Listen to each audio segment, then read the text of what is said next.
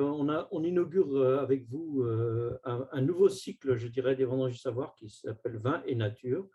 Et l'idée, c'est qu'on reprenne un peu ce qui nous est arrivé pendant le Covid, des conférences en visio uniquement à 100% digital, et de faire une série de conférences sur une thématique précise. Donc, c'est un peu l'objet de ce nouveau produit, je dirais, des Vendanges du Savoir que nous inaugurons aujourd'hui. Et pour ce premier cycle, nous avons choisi cette thématique vin et nature, à ne pas confondre uniquement avec vin nature, on va y revenir.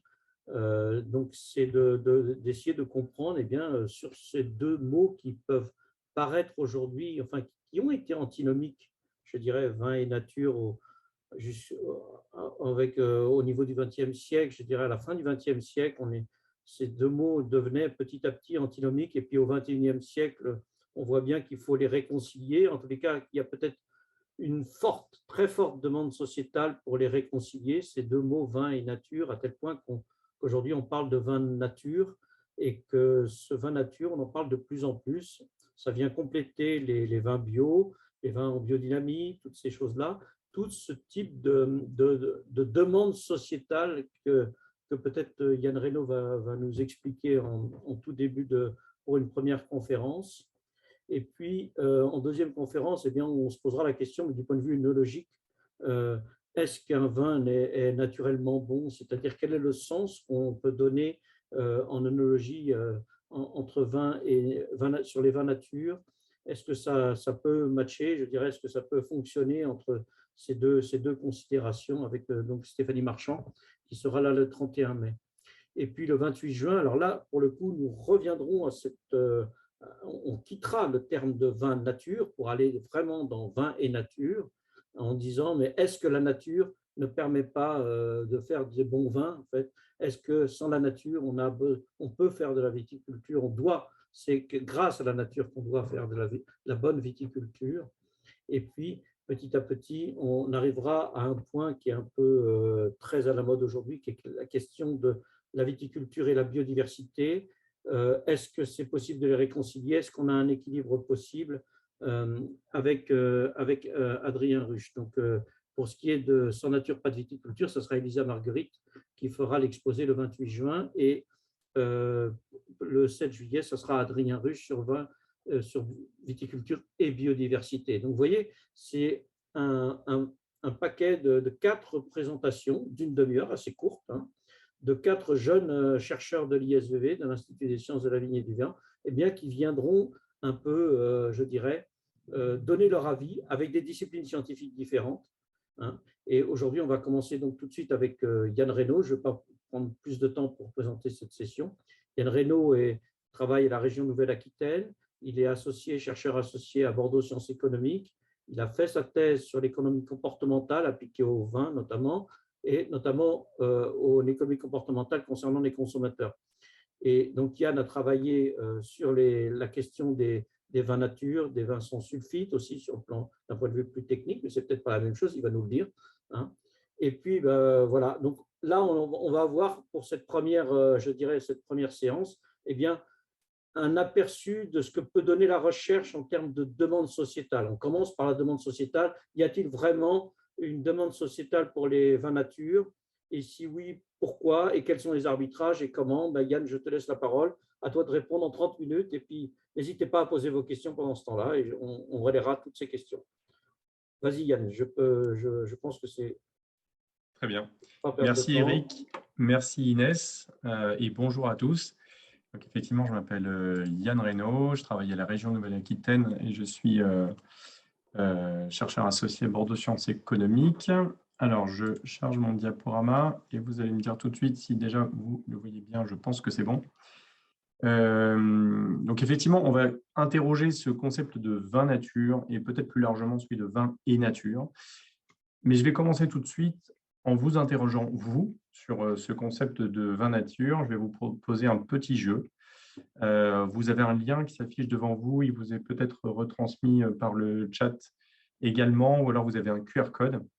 Et je vais vous demander de voter pour ce que représente, ce que constitue pour vous le vin nature. Donc, je vous laisse quelques secondes pour faire vos votes. et je projetterai ensuite les résultats. Allez, je vous propose de ne plus vous faire patienter. Hop. Alors, est-ce que vous voyez mon écran? Je pense que oui. Donc, ça, c'est le résultat des votes. Donc, aujourd'hui, lundi 16 mai, ce qui gagne pour le vin nature, avant tout, c'est un vin écologique. Mais on a aussi vin de terroir, vin vivant qui sortent bien, un vin pur, très peu pour vin de qualité. Il faudra prévenir les viticulteurs nature. Un vin sain, un vin indépendant, un vin durable. Bon, très bien. Il n'y a pas de bonne et de mauvaise réponse. Alors, certes, on va y revenir. Je repasse mon diaporama. Certes, il y a des définitions qui commencent à arriver. Néanmoins, je pense que vous avez tous un petit peu raison avec vos réponses. On voit que vin écologique sort beaucoup, donc ce qui ressort de façon assez naturelle avec vin nature. Mais on va voir que ce qui est en train de s'établir comme définition pour les vins nature s'écarte un petit peu de ça. Alors déjà, qu'est-ce qui ressort si vous tapez vin nature sur Google, justement? Quelques images de ce qui peut ressortir. Des vins bio, effectivement, donc on retrouve le côté écologique que vous avez soulevé. Des vins sans sulfite. Vous voyez, là à gauche, par exemple, on a deux vins, un vin de marque et puis un vin plus de propriété qui présente des vins sans sulfite. En haut, vous voyez un vin présenté comme vegan, et donc nature, on l'associe à vegan. Le concept de liberté aussi, ce que vous avez en haut à droite, de confidentialité, je pense que c'est important aussi, ce que vous avez en haut. Sans doute de liberté dans l'étiquette aussi, ça vous le voyez, on sort vraiment des cadres classiques. Et puis, on parle des sans sulfite, mais vous voyez que ce n'est pas forcément une obligation dans la présentation. En bas, vous avez promesse de Dourte, voilà, qui présente vraiment comme un vin l'esprit nature qui se sert de ce mot. Pourtant, ce vin est juste bio, entre guillemets, il n'est pas du tout sans sulfite ajouté. Donc, vous voyez qu'il y a une différence d'acception sur l'interpellation à la nature.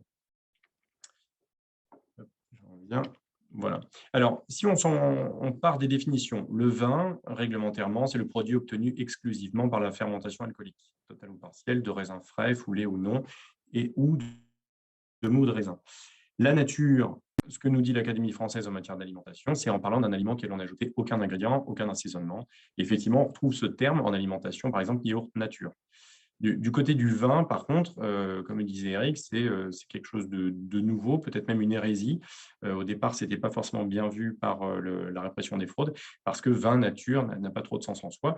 Mais si on part de cette définition, effectivement, on peut se dire qu'un vin nature, c'est un vin juste avec du raisin et rien de plus. Donc, on retrouve le sans sulfite ajouté. Il y a une normalisation, une réglementation qui est en train de se faire, donc ce qu'on va appeler un vin méthode nature, où là, on va arriver sur un logo qui va être autorisé. Et quand on regarde le cahier des charges associé à ce logo, ce qu'on retrouve effectivement, c'est le principe de n'avoir, entre guillemets, que du raisin. Donc, aucun intrant, éventuellement des sulfites dans une moindre mesure, donc inférieure à 30 mg par litre, sachant que les sulfites peuvent être de toute façon naturellement présents dans le vin, au-delà des ajouts humains de sulfite, mais on voit qu'il peut y avoir une tolérance. Et puis, un effort aussi sur les levures, donc pas d'ajout de levure, simplement les levures indigènes. Mais ce n'est pas que ça. En fait, cette normalisation va un petit peu plus loin. Si vous voyez ce label demain, vous êtes en même temps sûr que c'est un vin certifié bio, voire biodynamique. Donc là, on voit qu'on va plus loin que la simple question des ingrédients. Alors derrière, bien sûr, on voit le label bio avant tout sur l'enjeu environnemental, mais effectivement, on peut rejoindre aussi l'aspect sanitaire, notamment ce qu'on retrouve dans le vin. Peut-être que derrière bio, il y a des croyances des consommateurs sur mon vin bio, au moins, ne contient pas de résidus de pesticides, par exemple. On va encore plus loin quand même avec cette réglementation parce que dans le cahier des charges, vous allez retrouver un certain nombre d'aspects qui ont un lien avec la limitation, la volonté de limiter la transformation technologique. Donc, par exemple, pas de filtration, pas de pasteurisation, des vendanges manuelles aussi. Donc, tout ce qui ressort d'une intervention, du principe de l'intervention minimale et du refus de la technologie, quelque part assumé. Donc, de tout ça ressort en fait effectivement, du point de vue de l'image qui est véhiculée, une certaine image d'authenticité et en même temps de l'absence de type. parce que authenticité dans le domaine du vin, avant tout, c'est le royaume des AOC. Or, effectivement, toutes ces contraintes font qu'on va s'écarter assez rapidement des types définis dans les AOC. Et actuellement, apparemment, il y aurait 2/3 des vins nature qui seraient vendus en vin de France. Donc, on sort des appellations. Pourquoi, en fait, on en arrive là? Eric a dit que c'était assez récent. Alors, effectivement, on peut mettre derrière cette demande de naturalité, d'authenticité, de non-manipulation, eh bien des consommateurs qui ont été confrontés les dernières années à un certain nombre de crises sanitaires, de fraude alimentaire.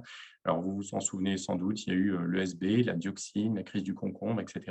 Pas forcément des crises qui ont touché le vin en particulier, mais certes, ça vient bien sûr jouer sur tout l'ensemble de l'alimentation, de l'agroalimentaire, avec une prise de conscience collective sur les ressorts de l'agro-industrie. Et là, pour le coup, le vin ne fait pas défaut.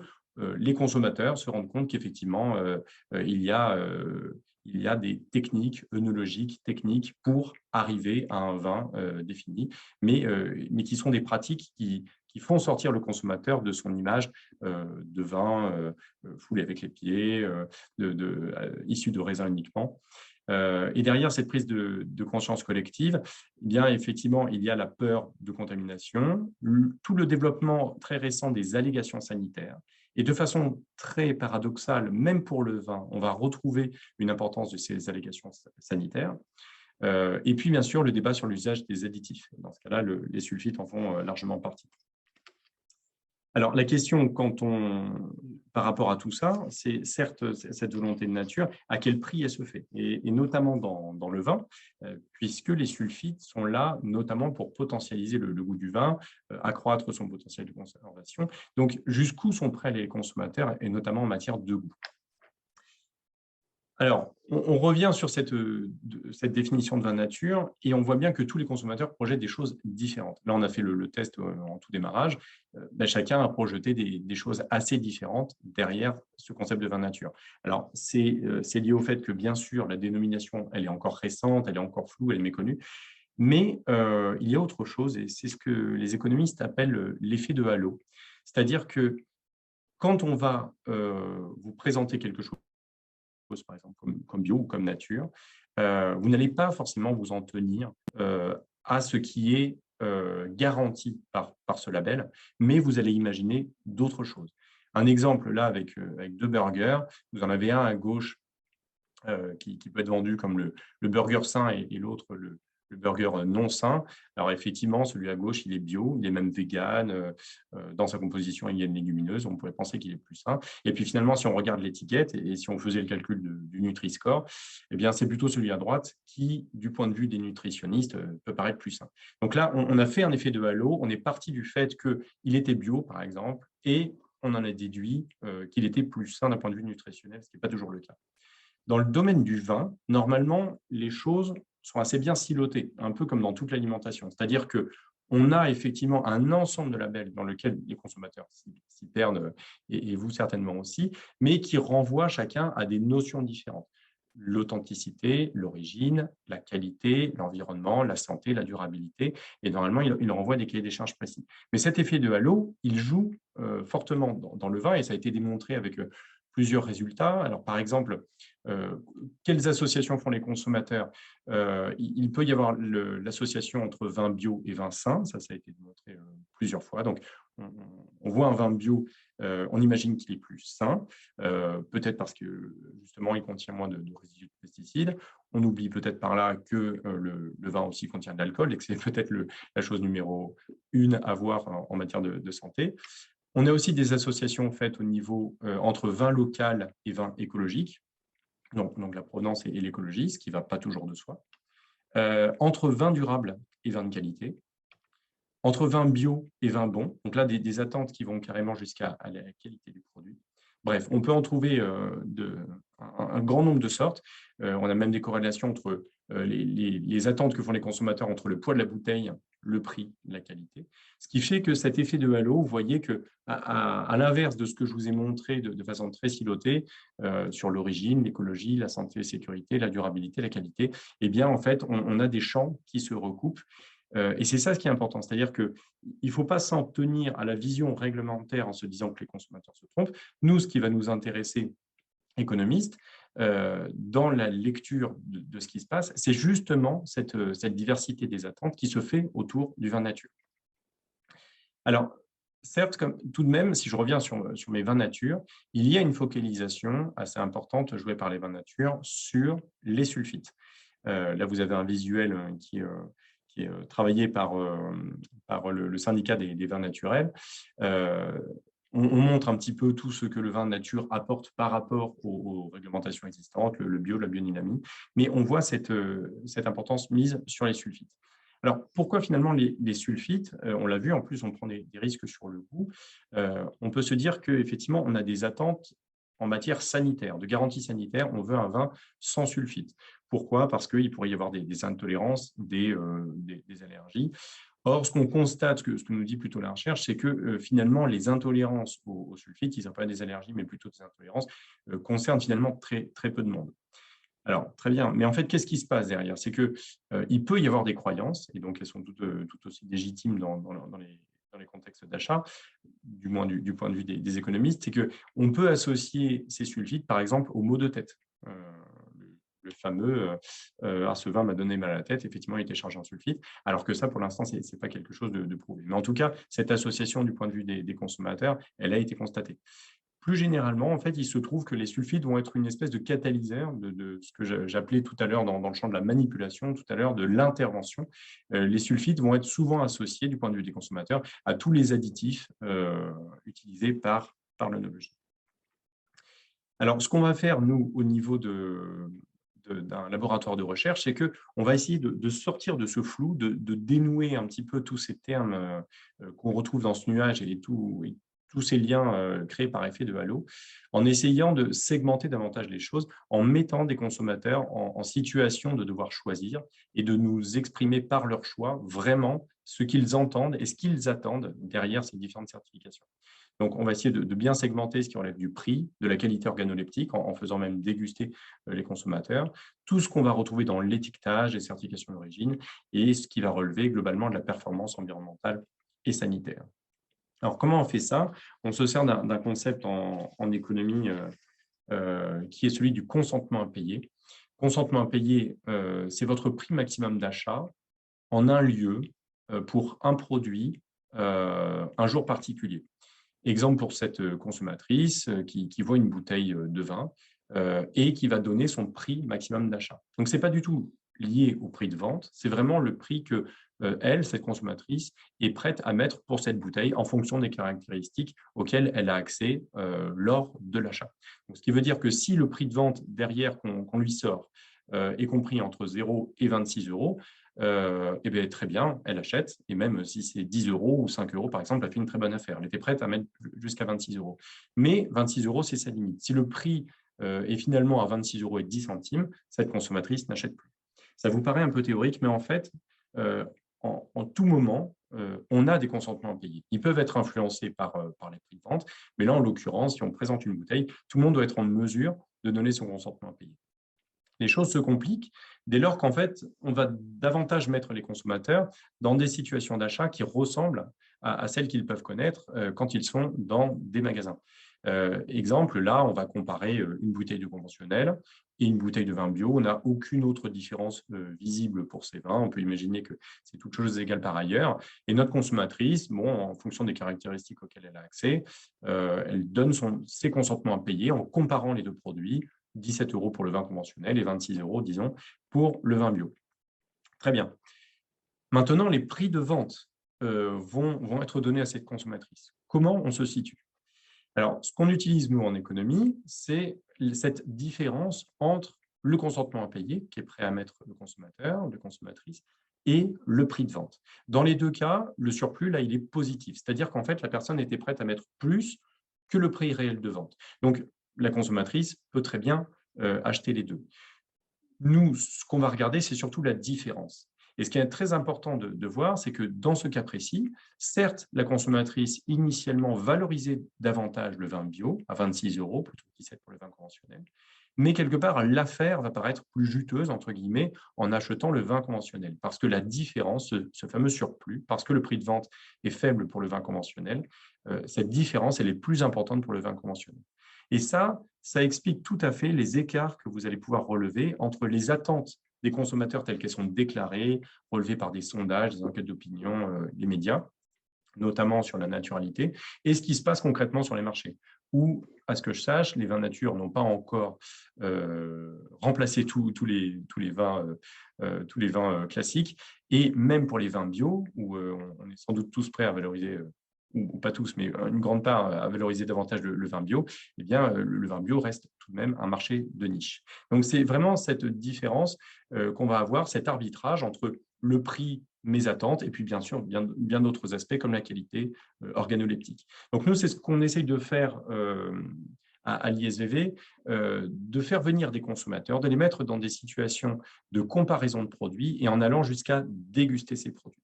Comme ça, on arrive à avoir des consentements à payer dans le cadre de choix contrôlés. On sait exactement quelles informations ont les consommateurs et on arrive comme ça à voir le poids de ces informations par rapport aux attentes et par rapport au prix donné. Donc, ce que je vais faire, c'est que je vais pour la suite présenter le résultat d'expérimentations qui ont été menées en 2016 et 2018 sur ce concept justement de vin nature. C'est une expérimentation qui a été très partenariale et je tiens à remercier notamment les partenaires industriels qui nous ont aidés pour la sélection et la fabrication des vins, notamment la Flore. Donc, c'était une expérience pluridisciplinaire aussi, dans le sens où elle a associé des économistes et puis des œnologues et des chercheurs en sciences sensorielles. On a essayé de jouer sur ce fameux arbitrage en mettant les consommateurs en situation de comparaison. Alors forcément, on s'intéresse au vin nature. Ce qui va nous intéresser en premier lieu, c'est la comparaison d'un vin nature avec un vin conventionnel. Donc, les informations qu'on va donner avec. Donc, le vin conventionnel qui contient les sulfites, un vin nature qui est à la fois bio et qui peut targuer d'un label. Alors, à l'époque, c'était Association des vins naturels. Mais on va aller un petit peu plus loin, tout de même, pour voir dans quelle mesure la comparaison révèle des arbitrages entre environnement, santé, nature. On introduit un vin bio, donc lui qui aura toujours ça de commun avec le nature qu'il est bio, mais par contre qui va contenir des sulfites, parce que le cahier des charges du vin bio n'inclut pas, à la différence du vin nature, l'exclusion des sulfites. On introduit également un vin sans sulfite ajouté. Donc celui-ci, il n'est pas présenté comme nature, mais il est bio et sans sulfite ajouté. Donc vous voyez que dans la dénomination que je donnais, la réglementation en cours des vins nature, on allait plus loin que l'aspect bio et sans sulfite ajouté. La nature le concept de nature va un petit peu plus loin, donc on est capable de comparer ces deux produits, où on utilise simplement cette mention sans sulfite ajouté. Et puis un dernier vin, pour voir si effectivement cette focalisation sur les sulfites, si par exemple il y a de la place pour, sur le marché, un vin qui serait simplement réduit en sulfite. C'est-à-dire vraiment à un niveau plus faible que tous les autres, mais pas un niveau zéro, pour préserver la qualité et le potentiel de garde. Et alors, ce qu'on se permet de faire en laboratoire, qui n'est pas forcément possible sur les marchés, c'est qu'on a pu donner cette information aux consommateurs du taux de sulfite réel dans les bouteilles de vin. Et on a pu mesurer l'importance de cette information sur les intentions d'achat. Alors, qu'est-ce que ça donne? Alors, je vais vous décrire ce qui se cache derrière ces jolis graphiques. Ce qui compte, globalement, ce qu'on a relevé dans nos expérimentations, c'est que finalement, peu importe l'année de dégustation, alors on dégustait les mêmes vins en 2016 et 2018, donc c'est-à-dire que le potentiel de garde a pu être affecté. Bon, en l'occurrence, nous, nos vins sans sulfite se sont plutôt bien tenus, donc ça c'est un point important pour bien considérer les résultats de cette expérimentation. Mais quelle que soit l'année et quel que soit aussi ce qui fait la différence, vous voyez, entre groupe A et groupe B, ça va être l'ordre des informations dans lequel qu'on va donner aux consommateurs, c'est-à-dire que d'une situation, d'une dégustation à l'aveugle initiale, où le consommateur déguste différents vins, on va progressivement lui donner des informations par rapport au vin qu'il est en train de déguster, donc bio, sans sulfite ajouté, nature, etc. Je vous passe tous les détails sur l'ordre de ces informations, mais ce qui est important, c'est que quel que soit l'ordre dans lequel on lui donne les informations, parce que cet ordre peut avoir une importance, quelle que soit l'année de dégustation, quels que soient les consommateurs, on arrive toujours à ce schéma où en fait deux vins sortent du lot, à savoir le vin sans sulfite ajouté et le vin nature, en comparaison de tous les autres. Vin conventionnel, vin sans sulfite ajouté, vin bio. Donc, vous voyez, par exemple, ce n'est pas forcément un résultat intuitif, c'est que le vin bio vient plutôt rejoindre le groupe du vin conventionnel plutôt que les groupes sans sulfite ajouté. Donc, sur cette attente en matière de naturalité, là, le vin bio, quelque part, se retrouve éjecté. En bas à gauche, dans mon petit tableau, ce que vous avez là comme chiffre, c'est simplement la mesure de l'importance des mentions données par les consommateurs qu'on est capable statistiquement de calculer. Vous voyez que sans sulfite ajouté, c'est de loin la mention qui crée le plus de valorisation positive des vins devant l'agriculture bio, quand bien même elle augmente le prix.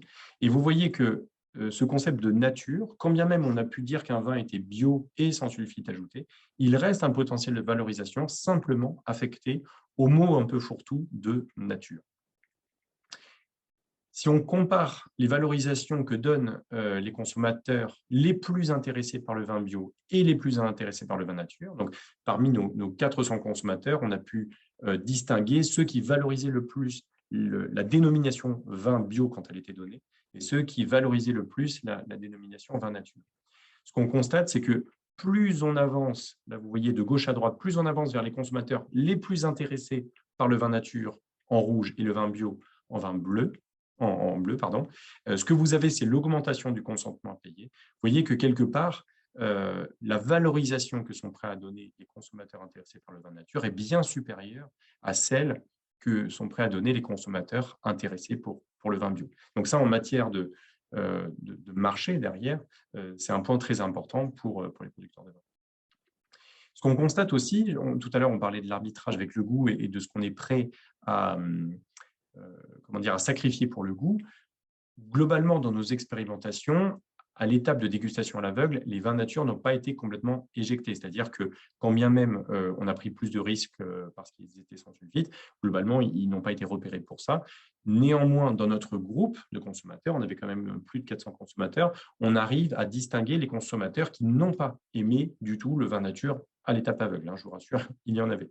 Ça, c'est plutôt ceux qui se retrouvent dans le schéma en bas. En haut, vous avez plutôt les consommateurs qui n'avaient pas apprécié le vin bio à l'aveugle. Ce qui va se passer, c'est que plus on va donner d'informations au consommateur sur les vins qu'il est en train de discuter, donc sur les taux de sulfite, le bio, le nature, etc., c'est que dans le premier cas, en haut, pour les consommateurs qui n'avaient pas apprécié le vin bio, les informations qu'on apprend sur les vins, notamment le vin bio, ne sont pas de nature à réévaluer les préférences et donc à faire remonter le vin bio. Il reste dernier à la fin. On ne l'avait pas aimé au démarrage. On a beau apprendre de belles choses sur ce vin, il reste en bas. Tandis que pour le vin sans sulfite, ou le vin nature, on est capable de réviser ses préférences et notamment, vous voyez que pour des vins qui partent dernier en matière de valorisation par les consommateurs, eh bien, finalement, ils arrivent à remonter petit à petit et se rehisser dans les premières places en matière de goût. Donc là, il y a vraiment une réévaluation des attentes en matière gustative par rapport aux informations qui sont données. Un dernier point qui est très important, très intéressant qu'on a obtenu avec ces expérimentations, c'est que la présence des sulfites, elle est sanctionnée différemment selon la catégorie du vin. Donc, on l'a vu, un vin nature ou un vin sans sulfite ajouté, la promesse est claire. C'est qu'effectivement, on ne va pas trouver de sulfite ou alors on va en trouver très peu. Pour le vin bio, et ça peut surprendre un certain nombre de consommateurs, on n'a pas cette garantie. On a certes une garantie d'une réduction des sulfites. Exemple, pour les vins rouges, ce que dit la réglementation, c'est qu'un vin rouge conventionnel, on peut aller jusqu'à, même si ce n'est pas souvent le cas, on peut aller jusqu'à 150 mg par litre de sulfite. Pour le vin bio, il y a une limitation. Elle est plus basse, elle est à 100 mg par litre. Mais par contre, c'est vrai qu'on ne va pas plus loin. Que se passe-t-il quand le consommateur découvre que le vin qu'il avait apprécié a des sulfites? Il y a une petite baisse en consentement à payer qui va être légèrement différente suivant que le vin est bio ou conventionnel. Donc, c'est-à-dire qu'on apprend, j'avais apprécié un vin, j'apprends qu'il a des sulfites. S'il était bio, ou s'il est conventionnel, il ne va pas se passer tout à fait les mêmes choses. Et ça, c'est de plus en plus vrai, plus on avance vers les consommateurs intéressés par le bio. C'est-à-dire qu'à la fin de mon tableau, là à droite, pour les 10% de consommateurs les plus intéressés par le bio, quelque part, ils pardonnent au vin conventionnel d'avoir des sulfites, tandis que le bio est lourdement sanctionné pour le fait d'avoir des sulfites. Quand bien même il en contient potentiellement un peu moins que le vin conventionnel.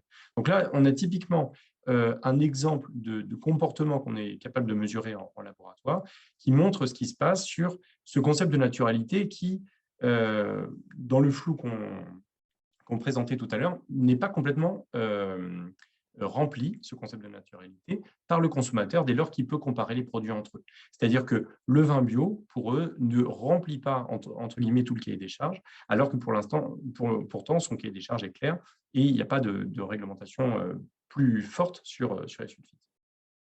Donc, ce qu'on peut donner en conclusion de ces quelques résultats, vous l'avez compris, c'est que la qualité des produits alimentaires, aujourd'hui, pour les consommateurs, elle est devenue fondamentalement multidimensionnelle. C'est-à-dire que la qualité organoleptique compte, certes, mais dans le concept de qualité globale et la valorisation qu'on va donner de cette qualité par le consommateur, eh bien, on va y intégrer des attentes sur l'environnement, sur la santé, sur la durabilité, sur les conditions de travail, etc.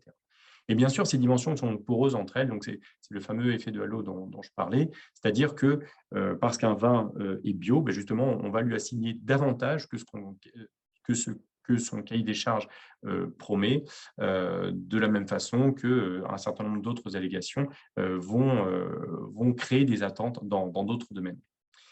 Les consommateurs font leur choix en fonction d'un ensemble de valeurs, de croyances, de normes, d'habitudes qui leur sont propres, qui dépendent bien sûr d'un contexte. Vous n'allez pas du tout valoriser les vins de la même manière que vous soyez dans notre laboratoire, dans un supermarché, chez un producteur, ça c'est clair, on est capable de le contrôler.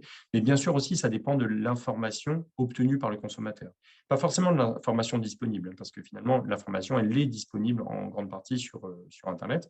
Pas forcément sur tout ce que contient le vin, mais du moins sur les promesses des cahiers des charges. Mais ce qui est important, c'est l'information qui est retenue, obtenue par le consommateur. Et là, on l'a vu, par exemple, en utilisant les taux de sulfite dans notre expérimentation, quelque chose qui n'est pas actuellement accessible des consommateurs, on a été capable fortement de revoir l'ordre de préférence des vins. Et puis, pour terminer, le titre de la présentation était sur les vins nature. Est-ce qu'on est dans le cadre d'une exigence des consommateurs? Ce qu'il faut séparer, du moins ce qu'on sépare nous en tant qu'économistes, c'est ce qui va être de l'exigence ou de la valorisation. Alors, je m'explique. L'exigence, elle a souvent lieu en domaine sanitaire, c'est-à-dire que quand vous avez des exigences sanitaires, si on vous présente un produit qui satisfait cette exigence et un autre produit qui ne satisfait pas cette exigence, le deuxième, vous allez simplement l'écarter. Vous allez passer un consentement à payer nul. Tandis que le premier, vous n'allez pas forcément augmenter le consentement à payer. Et pour vous, ça relève vraiment de l'exigence, c'est-à-dire qu'un vin, pour être vendu, forcément, il remplit cette exigence. Et c'est souvent le cas en matière sanitaire. Une valorisation, c'est davantage, est-ce que le consommateur non seulement n'éjecte pas les produits, mais est capable de valoriser davantage le produit. Et ça, c'est notamment attendu pour tous ceux qui sont dans des cahiers des charges contraignants comme le bio. Là, ce qu'on a vu, c'est que est-ce que la naturalité est une exigence? Pour l'instant, c'est même plutôt une valorisation. C'est-à-dire que là, on a été vraiment capable de mesurer que des consommateurs étaient prêts à mettre davantage pour ces produits. Mais bien sûr, ça dépend des alternatives. Tous nos résultats peuvent être très différents suivant les alternatives qu'on est capable de donner, et notamment cette comparaison entre les vins porteurs d'écologie, ce que vous avez beaucoup sous-entendu au démarrage pour un quart d'entre vous, que le vin nature envoyait les promesses d'écologique. Mais finalement, face au vin bio, comment se comporte le vin nature? On a vu que les attentes sanitaires restaient très importantes. Voilà, j'en ai terminé. Merci à vous et je reste disponible pour des questions. Merci Yann. Donc, c'était très riche en très peu de temps, mais comme c'était un peu l'exercice demandé, donc merci à toi d'avoir réussi ce défi. Je passe tout de suite la parole aux questions qui sont posées dans le chat. Deux questions qui me semblent assez importantes, enfin même fondamentales pour préciser, c'est le rôle du cuivre d'abord et puis après le rôle de l'alcool. Alors le cuivre, est-il autorisé? Merci. En fait, tu n'as pas parlé des pesticides naturels, il me semble effectivement au début. Et qu'est-ce qu'on peut en dire par rapport aux attentes des consommateurs? Ouais. Alors effectivement, derrière les attentes sanitaires, il peut y avoir des attentes en matière de résidus de pesticides. Exemple, j'en ai pas parlé ici, mais il y a toutes ces, nouvelles labellisations sur, les 100 résidus de pesticides qu'on retrouve dans le vin de façon encore, assez discrète, mais aussi sur des fruits et légumes, notamment les tomates, qu'on va retrouver sans résidus de pesticides. Donc là aussi, on va avoir des attentes assez fortes. Là-dessus, à nouveau, les cahiers des charges, si on les lit, ce qui va se passer, c'est que les pesticides, on va en trouver finalement là dans tous les vins que je vous ai présentés, on va retrouver des pesticides, puisque même les vins bio ont leurs pesticides, simplement ce ne sont pas des pesticides de synthèse. Donc, comme tu l'as dit, Eric, on va retrouver du cuivre, du soufre, d'autres produits, alors qui sont aussi utilisés par les viticulteurs conventionnels, sauf qu'en viticulture bio ou biodynamique, on s'est interdit tout ce qui va être produit de synthèse. Très bien. Deuxième question sur les vins sans alcool. Alors, je ne sais pas si ce n'est pas un oxymore encore du point de vue de la réglementation. Un vin sans alcool, est-ce qu'on a le droit de… Est-ce que ça existe du point de vue réglementaire? Je ne crois pas. Mais enfin, tu peux peut-être nous donner ton avis. En tous les cas, ce qui est clair, c'est qu'il y a une demande de plus en plus pour la désalcoolisation et même pour les vins sans alcool. Est-ce que le CAP est élevé? Pensez-vous que les vins ont économiquement un avenir? Est-ce qu'on pourrait faire des études là-dessus, même si tu en as pas… Sur les vins sans alcool. Ouais. Alors, si je repartage mon écran, c'était intéressant sur les résultats du sondage. Effectivement, vous voyez que le vin sain, hein, il était quand même sur 10% des réponses. Et effectivement, si on était vraiment logique jusqu'au bout, le vin sain, c'est peut-être, enfin, le seul vin complètement sain dans des blés à Pasteur, c'est peut-être effectivement le vin désalcoolisé. Parce qu'effectivement, on peut se dire que les consommateurs, le regard quelque part d'un hygiéniste sur le sujet, ça va être de dire, bon, certes, il y a peut-être des résidus de pesticides, certes, il y a sans doute un peu de sulfite, mais sans doute le problème numéro un, du point de vue hygiéniste, ça va être l'alcool qui est contenu dans le vin pour des taux entre 12 et 15%. Donc, ça va être ça. Alors, de mon point de vue, je n'ai pas en tête là, de résultats sur l'avenir des vins sans alcool. Alors là, on change énormément, mine de rien, le cadre classique de référence de ce qui est entendu par un vin, du moins pour les consommateurs européens. Donc certainement, ça ne se ferait pas sans un peu de dégâts, ne serait-ce que parce que aussi ça a énormément d'influence du point de vue organoleptique, c'est-à-dire qu'en enlevant l'alcool, on n'enlève pas que l'alcool, on peut enlever aussi toute une part de l'expérience organoleptique sensorielle en bouche. Donc ce serait très intéressant. Je pense que ça va être la piste pour nos prochaines expérimentations. La mention nature est-elle légale sur l'étiquette? Hum. Vin Alors, nature. La mention vin nature, attention. ouais. Alors j'ai cité là dans mes diaporamas, il y a eu un très intéressant mémoire de fin de master en droit qui fait le point là-dessus. Il y a une reconnaissance qui est en train de se faire. Donc, c'est-à-dire que le logo que je vous ai donné avec sa réglementation, qu'on trouve sur Internet, 20 méthodes nature, c'est celui qui est en phase de reconnaissance. Mais pour l'instant, ce qui se passait, c'est que quelque part, si un viticulteur marquait sur sa bouteille 20 nature, il s'exposait à des poursuites. C'est-à-dire qu'effectivement, ce n'était pas réglementaire. Et le mot nature ou naturel ou naturellement est réglementé. Il est codifié, on ne peut pas l'utiliser comme ça. Donc ça, on retrouve ça sur tout ce qui va être contrôle de la concurrence, répression des fraudes. Ça renvoie à des choses qui, pour l'instant, n'étaient pas possibles d'obtenir du côté du vin. On pose une question dans le même ordre d'idée sur comment informer les consommateurs sur la déviance possible des vins nature avec les brettes. Est-ce que c'est possible? Parce que le risque des vins nature, c'est des déviances. Est-ce que c'est possible d'informer les consommateurs? Oui. Oui. Alors, c'est sûr que ce n'est pas les vins nature qui vont faire de la publicité là-dessus. Alors, d'une part, il y a effectivement tout ce qui va être constaté de lui-même par le consommateur lui-même, c'est-à-dire qu'effectivement, il va avoir une expérience sensorielle sans doute différente à la dégustation de vin nature. Ça renvoie vraiment à la formation aussi des consommateurs, est-ce qui est relevé par une différence ou par des défauts. On a quand même énormément… Là, on avait le cas, nous, dans notre expérimentation, de vins qui avaient été très bien suivis, ce qui fait qu'on a réussi ce défi un peu technologique de ne pas utiliser de sulfite et d'avoir des défauts qui étaient très limités. Donc, encore une fois, hein, c'est très important, ça conditionne beaucoup les résultats qu'on a obtenus. Il se passerait sans doute quelque chose si on prenait des vins de marché avec des vins nature qui, clairement, du point de vue des experts, du moins, du point de vue des consommateurs, c'est un peu différent, présentent des défauts caractéristiques sur lesquels ils ont été formés pour les reconnaître et qui, dès lors, excluent ces vins du champ de la vision.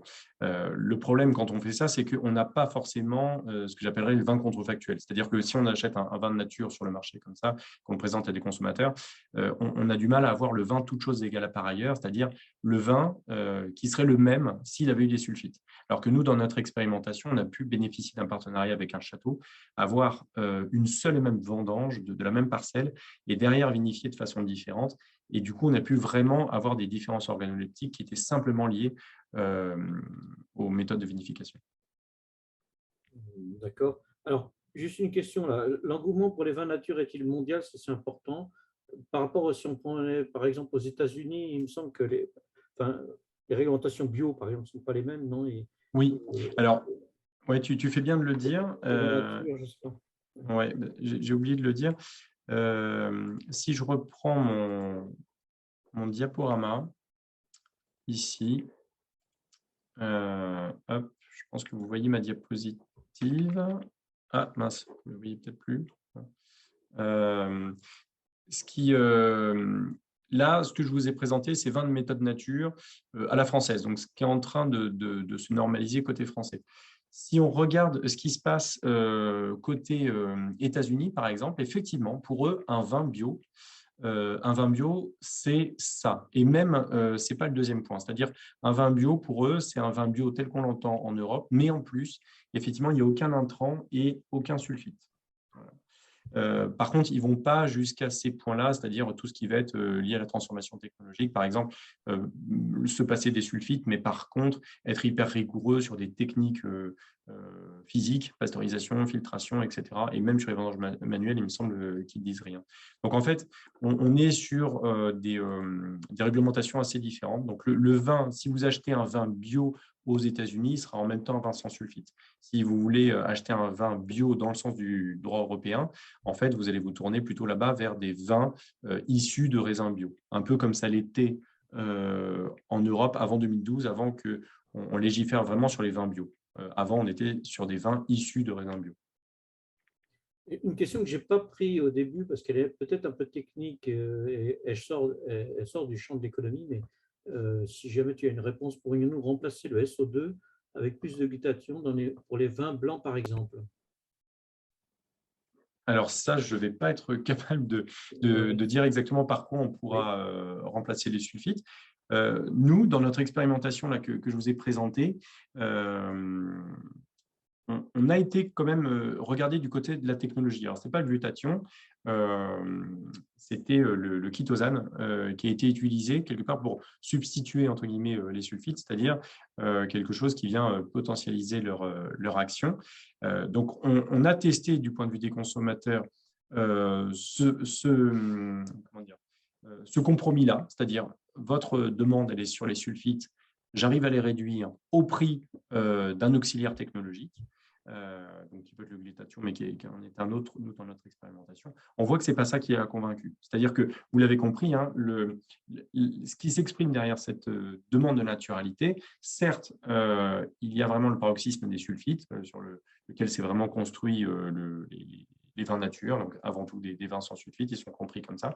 Mais en fait, l'attente derrière elle est beaucoup plus large. Et quelque part, on peut se dire que ce n'est pas si étonnant si notre vin réduit en sulfite n'a pas complètement trouvé son public, même si on va trouver une part de nos consommateurs hein, qui sont allés vers ces vins-là, c'est que la question de remplacer quelque chose par autre chose, quelque part, le cahier des charges des attentes en matière de naturalité n'est pas rempli. Alors, Stéphanie Marchand, je remercie Stéphanie d'intervenir en disant qu'elle pourra en parler la prochaine fois dans son deuxième exposé. Donc, on t'attend, Stéphanie, pour nous préciser un peu la réponse de Yann. Quelques questions un peu d'ordre général, c'est-à-dire j'avais vu la question, quel est l'avantage de l'économie expérimentale par rapport aux enquêtes traditionnelles? Et puis après, on prendra la question de Laure Keila sur les typologies de consommateurs qui ont un CAP plus important. Ouais. Est-ce qu'il y en a? Est-ce qu'il y a des Alors, typologies de consommateurs? D'abord, ouais. question. Alors, ce qu'on fait, et c'est important de le faire, alors c'est plus lourd, ça demande de l'argent, ça demande de faire venir des consommateurs en laboratoire, d'avoir des partenariats avec des entreprises. Mais ce qu'on fait, vous l'avez vu, c'est qu'on va, déjà, on va mettre le consommateur en situation d'arbitrage, bon, ce qu'on est capable de faire avec des enquêtes, mais on va travailler avec des vraies incitations économiques. C'est-à-dire que les consommateurs que vous avez vus en photo là tout à l'heure, qui viennent à nos expérimentations, ils s'engagent dans leur déclaration. C'est-à-dire que quand ils nous donnent un consentement à payer, on va aller jusqu'à ensuite organiser des ventes et le consommateur devra ou ne pourra pas acheter des vins en fonction de ses réponses et des prix de vente qu'on va tirer aléatoirement en fin d'expérimentation. Donc, c'est-à-dire que nous, dans notre cas, dans le cas d'une expérimentation économique, quelque part, on parle avec son porte-monnaie. Le consommateur s'engage à devoir acheter et effectivement, à la fin de l'expérimentation, il achète. Ce qui fait que vous allez pouvoir avoir des différences différentes par rapport à ce que vous avez quand vous êtes sur des simples déclarations. Déjà, comme je l'ai dit, il y a ce principe de savoir ce qu'on valorise davantage, mais derrière les arbitrages qui vont s'opérer avec les prix de vente, qui ne respectent pas forcément toujours l'ordre des valorisations qui sont données. Mais derrière aussi, nous, la grosse différence, c'est qu'on demande aux consommateurs d'acheter réellement les vins et ça fait qu'on est vraiment dans un cadre d'incitation à dire la vérité. Alors, la deuxième question sur la typologie. Est-ce qu'on peut mettre en évidence des typologies de consommateurs qui ont un CAP plus important, des hommes, des femmes, des jeunes, des vieux, etc.? Oui, alors là-dessus, on n'a pas eu de résultats très consistants sur tout ce qui va être les variables sociodémographiques. C'est-à-dire qu'en fait, on va trouver, peut-être c'est surprenant, mais des amateurs de naturalité aussi bien chez les hommes, chez les femmes que chez les personnes âgées que chez les personnes jeunes. Dans notre cas, on avait ciblé donc autant d'hommes que de femmes et deux classes d'âge, les boomers, un petit peu entre guillemets, ou les personnes alors, je crois que nos classes d'âge, c'était 35-50 ans, et puis des jeunes qui vont être entre 20 et 30 ans. Et finalement, il n'y a pas de signaux clairs du point de vue des variables sociodémographiques qui iraient clairement là-dessus. Par contre, des typologies de consommateurs, on en a, et c'est tout l'intérêt d'avoir des aussi grands groupes. Là, on avait un peu plus de 400 consommateurs. C'est que les graphiques que je vous ai donnés initialement, c'est les grandes tendances générales dès lors qu'on somme tout. Mais si vous regardez groupe par groupe, par exemple, comme je l'ai fait, ceux qui n'ont pas apprécié le vin bio à l'aveugle, ceux qui n'ont pas apprécié le vin nature à l'aveugle, etc., là, vous allez avoir des tendances très différentes. Et effectivement, vous allez tomber sur des consommateurs différents. Et notamment, aller sur les niches de consommateurs. C'est-à-dire que peu importe en fait le montant des valorisations globales que les consommateurs sont prêts à mettre, par exemple pour le vin bio ou le vin nature, ce qui va compter, c'est votre niche de consommateurs. Sans doute les 10% de consommateurs qui valorisent le plus le vin bio, eux, jusqu'où ils sont prêts à aller en matière de valorisation. Donc, c'est ça ce qu'on arrive à faire dès lors qu'on a des grands groupes comme ça. On va terminer peut-être sur deux provocations, je trouve qu'il y a sur le chat là. Enfin, on nous signale qu'un mousseux sans alcool existe à 30 euros. Donc, est-ce que ça veut dire qu'il y a du consentement à payer? En réalité, c'est la question qu'on pourrait se poser, mais c'est assez amusant de voir cette information-là parce que je ne la connaissais pas. Et je ne sais pas comment tu peux réagir par rapport à ça. Et puis, une autre provocation, entre guillemets, c'est, où est-ce que j'ai vu cette question? C'est sur les vins nature, peuvent-ils accepter les cépages résistants? Et là, on voit un problème, effectivement, qui peut se poser de contradiction, je dirais. Exactement, ouais. Et ça, ça peut être vraiment intéressant à tester. Qu'est-ce que tu peux en dire par rapport à ça? Ouais, ouais, ouais. Mais là, ce sera très intéressant. Tout va dépendre de la façon dont sont présentées les variétés résistantes. Effectivement, alors je vous laisse deviner que si jamais à un moment il y a la croyance qui se fait dans le public, dans les consommateurs, qu'on est sur de la manipulation, voire génétique, c'est sûr que ce n'est pas les adeptes des vins nature qu'on va toucher. Tout va dépendre un petit peu de la nature technologique de cette transformation. Si les variétés résistantes créent des croyances, par exemple qu'on les vend plutôt comme finalement revenir à des cépages, à une diversité de cépages, je pense que tout ce qui va être de nature à renvoyer vers la diversité va aller dans le même sens que la naturalité. Donc, diversité de cépages, une biodiversité presque. On pourrait aussi les présenter, pas pour les nouvelles variétés résistantes, mais pour ce qui est des variétés oubliées, entre guillemets, celles qui pouvaient être résistantes, mais qu'on a écartées à des fins organoleptiques. Mais si les variétés résistantes portent en elles quelque chose qui renvoie à de la technologie, c'est sûr qu'on va avoir du mal à remplir le cahier des charges que je vous ai donné tout à l'heure. Et en matière d'attente, ça va sans doute créer des soucis.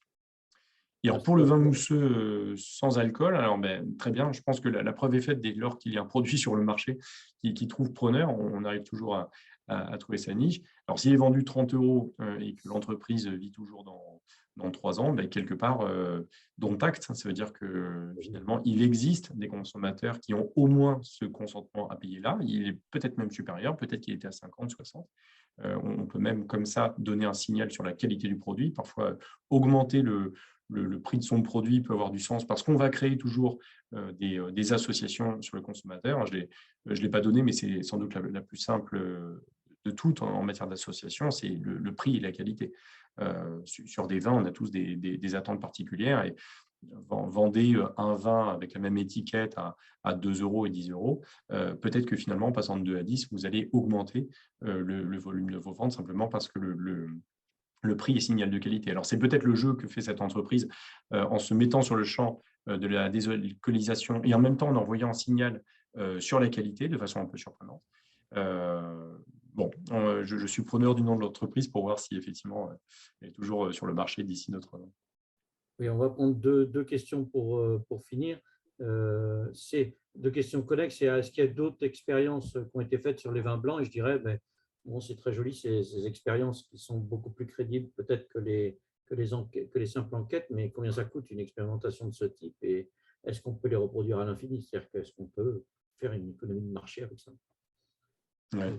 Alors, le principe là, qu'on utilise en économie expérimentale, il est réplicable.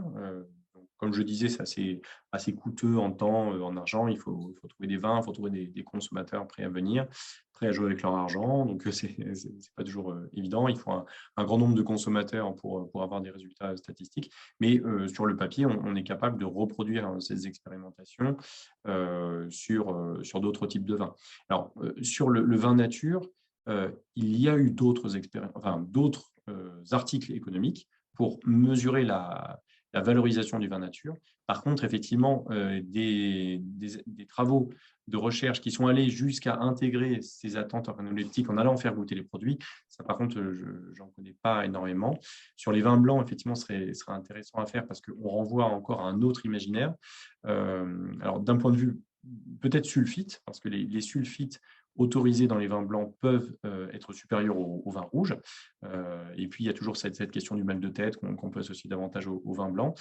Et dans le même temps, il y a un challenge technologique fort parce que dans le vin blanc, on ne va pas avoir tous les tanins qui vont jouer le rôle d'antioxydant que peuvent jouer les sulfites aussi. Donc, il y a sans doute un challenge intéressant. Alors, est-ce que la méthode qu'on a employée est la bonne ou est-ce qu'il y a d'autres méthodologies? En tout cas, en matière de développement, c'est possible de continuer sur ces méthodologies. Merci Yann, merci à tous. Donc, je vous donne rendez-vous. En tous les cas, c'était très intéressant. Je pense qu'on a pris beaucoup de questions. Je remercie Stéphanie Marchand, Marchand-Marion, qui va. Donc, je vous donne tous rendez-vous le 31 mai à 19 h avec le même système. Donc, Stéphanie va plus parler cette fois-ci d'œnologie et en posant la question, mais est-ce que finalement le vin est naturellement bon? Et donc, qu'est-ce qu'il faut penser finalement des vins nature avec tout ce que cela veut dire?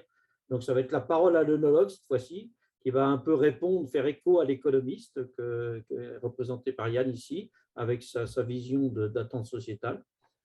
Et donc, on aura une présentation le 31 mai de Stéphanie. Je donne rendez-vous ce jour-là avec tout le monde autour du webinaire. J'espère que ça vous a plu. En tous les cas, c'est une nouvelle formule, mais je pense que c'est bien.